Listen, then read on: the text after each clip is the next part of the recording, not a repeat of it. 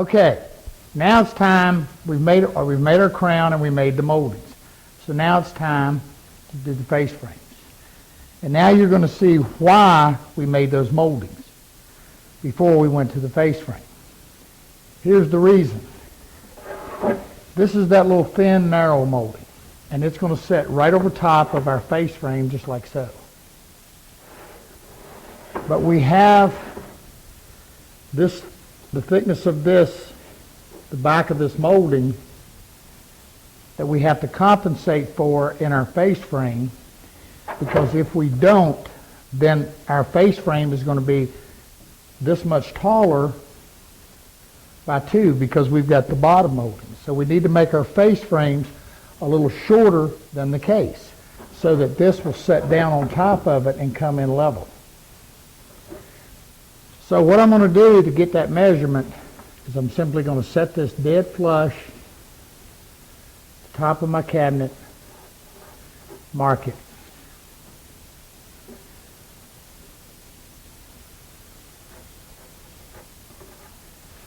And see, the thing of it is with this is far more accurate than trying to do all of this, minute measuring, and something gets off a little bit here, a little bit there. Well, there you are. Then, on this one, which is our upper cabinet, there will be this molding coming along the bottom. So I'm going to mark it as well. Now the crown, once we get our face frame set up, when we start making the dividers that go between it, that's where the crown's going to come into play. Because remember, we said that we wanted an equal distance. We want an equal distance from this molding to the bottom of our door as we do from the top of the door to the bottom of the crown. That gives us a nice balance. A little minor variations isn't going to make a lot of difference. But let's assume for a moment we had an issue and we didn't get this crown to the exact height. We cut it a little too narrow, or we cut it a little too wide. I can take in the top here, I can adjust the height of the door. You understand what I'm saying? I can adjust the height of the door a little bit because I can make this top a little narrower or a little wider to make up for any differences. So this gives me an out. If I make a mistake, I can get out of trouble. I like those, because I can sure get in trouble easy. And because I can, that's where things like making the moldings first and having them to literally be able to use to know that I've got it right. Now, if you're super good at measuring and math and everything like that, yeah, you can figure it out. So can I. The difference is when we go to literally cutting the wood, if there's the least little mistake or anything's off just the least little bit, we have no way to compensate. This way, we can. We now know. Okay. So I'm going to get everything set out, laid out here. It's going to be our face frames, and we're going to start cutting everything to length. All right. I've got my mark where my face frames, where the molding is going to sit. So now I need to get a measurement. And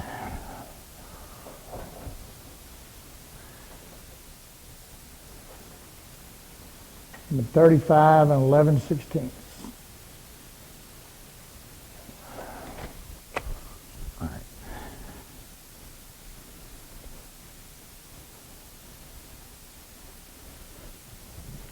Now I'm going to go to the top.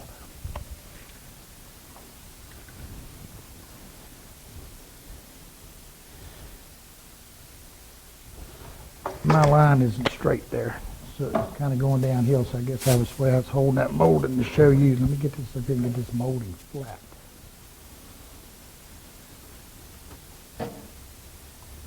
I gotta get it.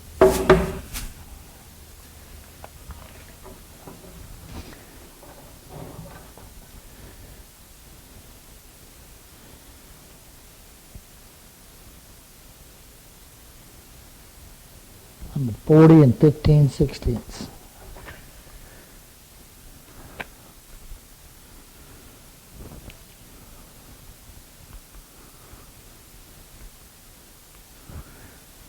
I got a fat line there. I'm going to check this thing again. You know that measure twice thing? And the hole is dead flush at the top.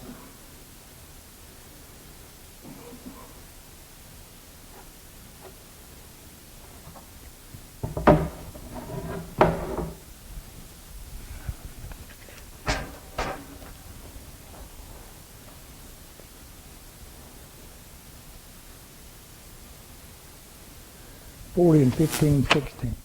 Okay, I've got everything laid out, and so now what I'm going to do, this is my left side, this is my right, but what I'm going to do is the bottom of this is 35 and 11/16. But when I made my material, it's 80 inches, and I only need about 76, 77 inches.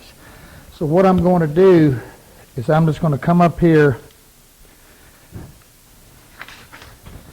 at about 36.5 inches. I'm going to give myself plenty of room to square off them ends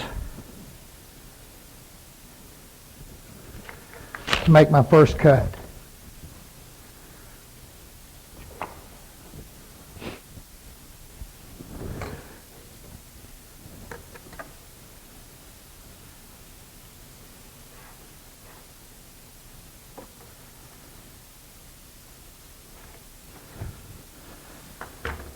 Now I might as well do the same thing the other side.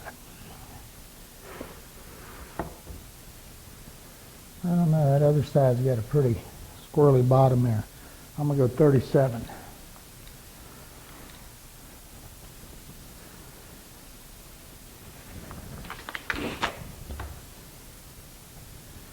Everything lined up.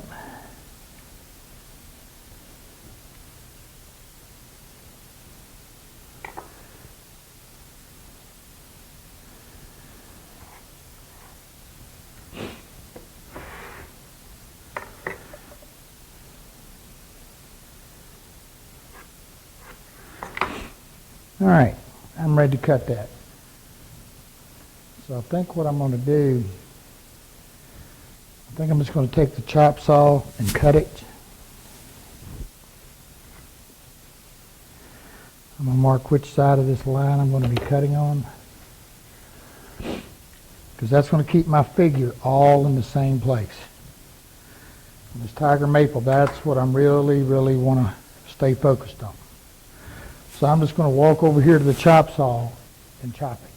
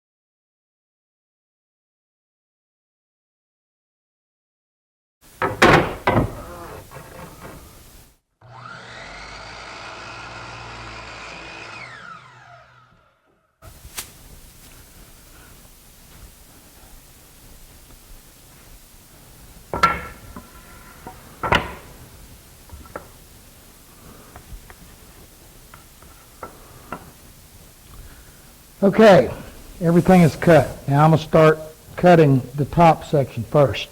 And the reason I am is because it's the longest. You're going to see what I'm talking about.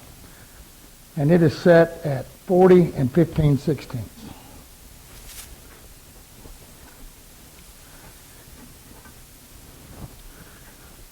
But I'm going to be sure.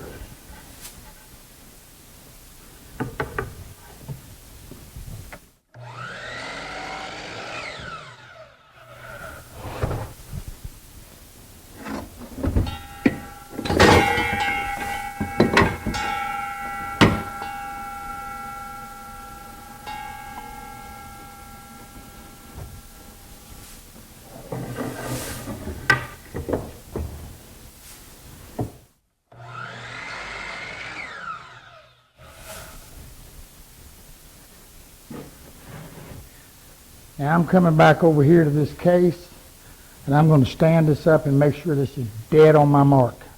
And it is. But if it had not been, I could have made an adjustment really easy. So now I'm going to cut my length.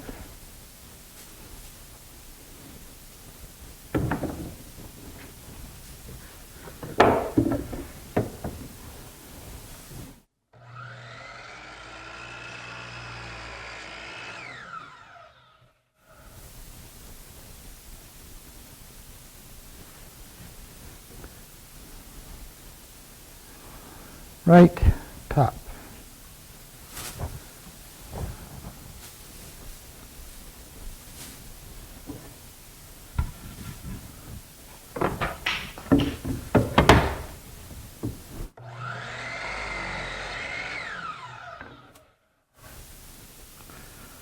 Right top.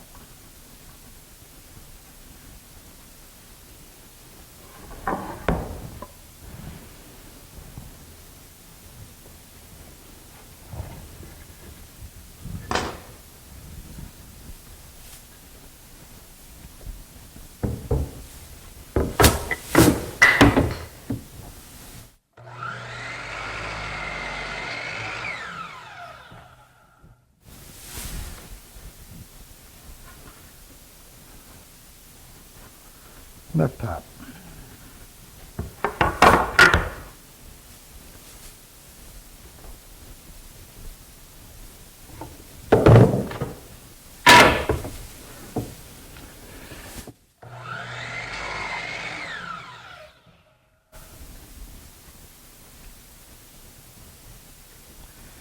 All right, time to go to the bottom.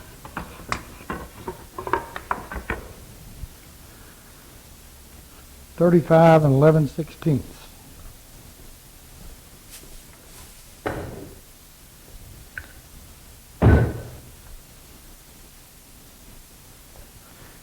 But I'm going to be sure again.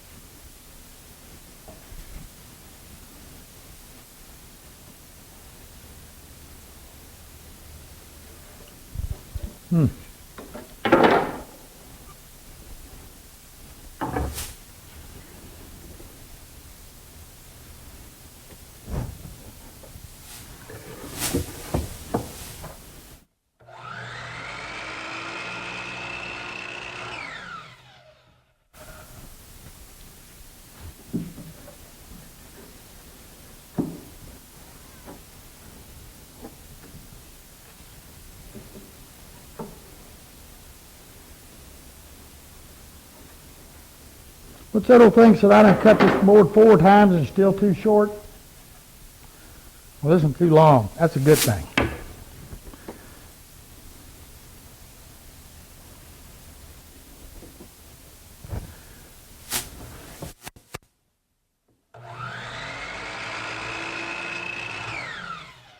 Wasn't much, but it was there.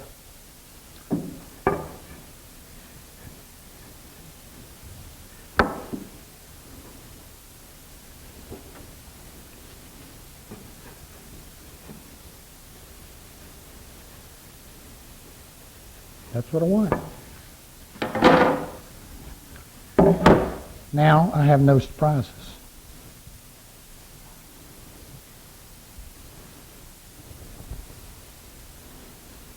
Right side,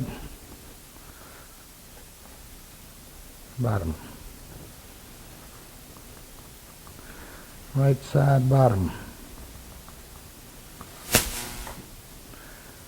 Left side, bottom.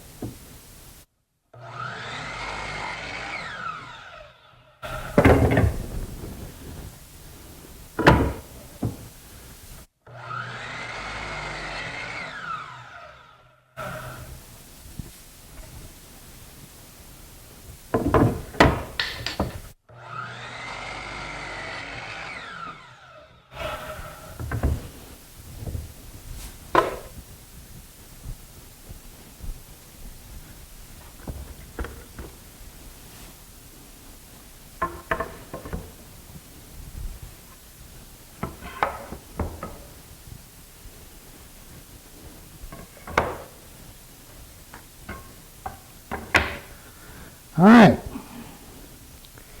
Now, what we have to do is we've got to cut some mortises. We've got to cut some mortises for our stretcher across the bottom, our drawer, stretcher across the bottom of the upper case, and our top crown.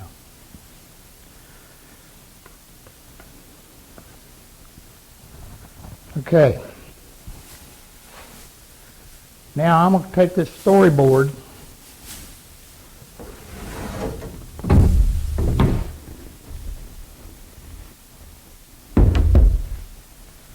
that I've got all laid out, and I want to make sure I've got everything just like it's supposed to be from it.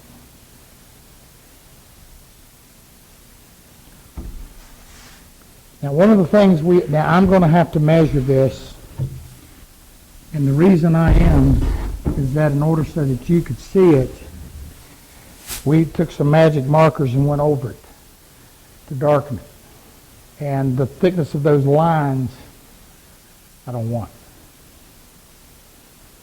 But that's okay. Probably hidden from the camera. I got a 4.5 inch base, 1 inch space, then my doors, my drawer, space at the top.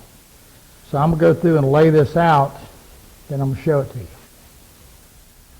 All right, guys. Cease, halt, and desist. You got a problem.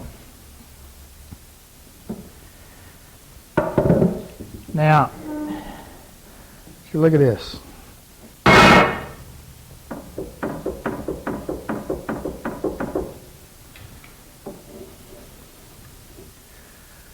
Right dead in the lens. Let me see if you can get this. Can you get down that? It moved. And it moved. You're not going to be able to see it with that dial on there, but it's about 1/8 of an inch. Now, let me tell you what we got to do. First, can I cuss? That ruled out option 1 for me. Now this material is a strong 7/8. It's almost 15/16. I could mill this out. Not say a word to you, mill it out, and everything's perfect, but it's not. But in being tiger maple, the other thing I can do when I look at this, I can set a straight edge on it, and I can push down on it, and it takes very little pressure to make it go back straight. That's tiger maple when it's really heavily figured. Now, you know what? There's an internal stress in here, but you know what else probably contributed to this? Remember when I was putting the dial on everything? And put the dial on the back of this one. This one had that ugly spot, and I knew I wasn't going to be using the back of it, and I put that water-based dial on there. Maybe wasn't a lot. One side, the other side. So, what am I going to do? Like I said, the simplest thing would be to do for me just to take and put it across the joiner, take it on down to about 3/4 strong, 3/4, and move on. But I don't want to do that, because you may run into this yourself. And this has got to be pretty nice. Now, once I get it, this piece is actually, what I was doing, I was laying out for the mortises to show you. But what's going to happen is, and then this side of it, I've got to cut that 22.5 degree on. So it needs to be pretty straight. Now, once I get it into my side and get it glued, and then get it attached to the case, it's not going to move anywhere. Holding wood is a lot easier than moving wood. So what am I going to do? I'm going to show you. All right. If we take a look at this piece, it's sitting flat on the bench, back to right about this point. Can you see that okay? Right here is where it starts to turn and go up. Right in here. Yeah, right about in here. Now here's what I'm going to do. I've got some really hot water I just microwaved. I'm going to clamp this down, and I'm going to put a little stick under it, about 1/8 inch, and I'm going to reverse clamp it.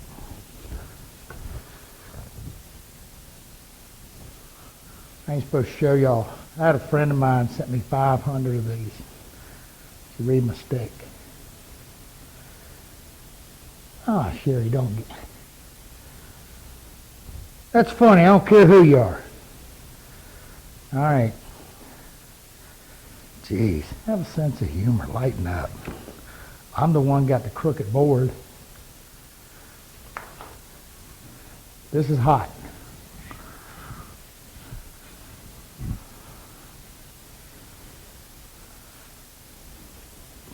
You know, we steam bend wood all the time.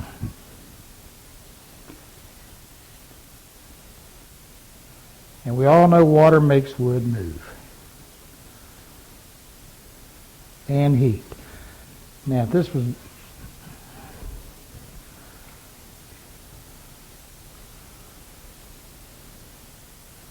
The heat's almost as important as the moisture.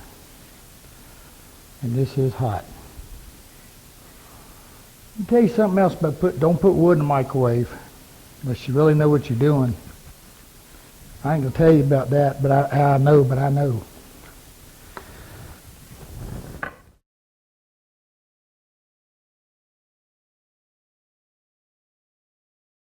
All right about here.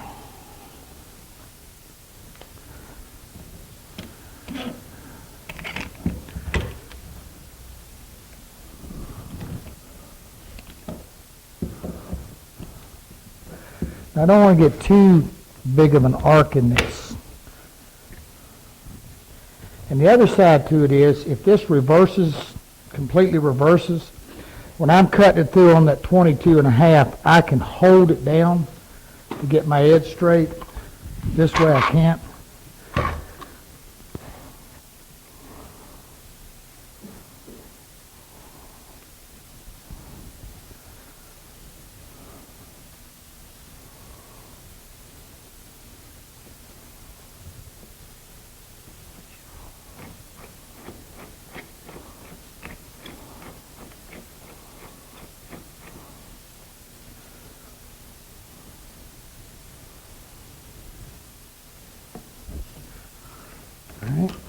Be contrary. You know, maple bend's good. All right.